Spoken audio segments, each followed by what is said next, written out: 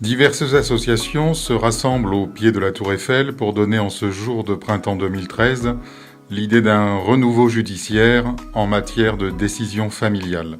Trop d'enfants sont privés de leur père ou d'un de leurs parents. À la demande du Premier ministre, toutes les associations de pères devaient être reçues au ministère de la Justice pour débattre des propositions déposées depuis la dernière réunion. Aucun nouveau rendez-vous n'a été fixé à ce jour.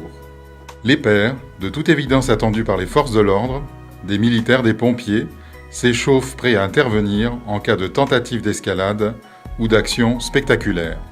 C'est pourtant dans le calme et surtout dans le respect de l'ordre que les associations s'installeront quelques instants pour tenter de communiquer autour des situations actuelles.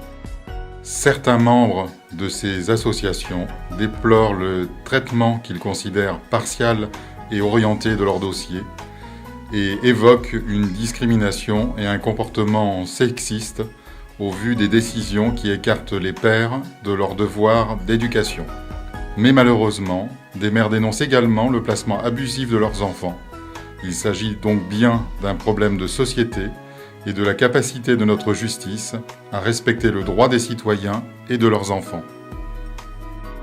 Les pères et leurs associations se trouvent dans l'obligation de manifester en raison de la parole non tenue de travailler en commun avec le ministère de la Justice et de la Famille, comme l'avait souhaité le Premier ministre.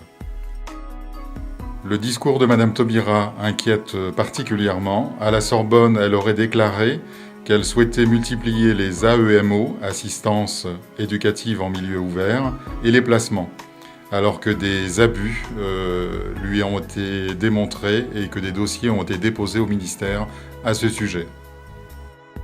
Certains pères évoquent que dans leur traitement de leur dossier, très récemment, ils auraient remarqué des interventions dans leurs décisions qui laisseraient penser qu'ils subissent un harcèlement, voire un règlement de compte judiciaire après avoir manifesté.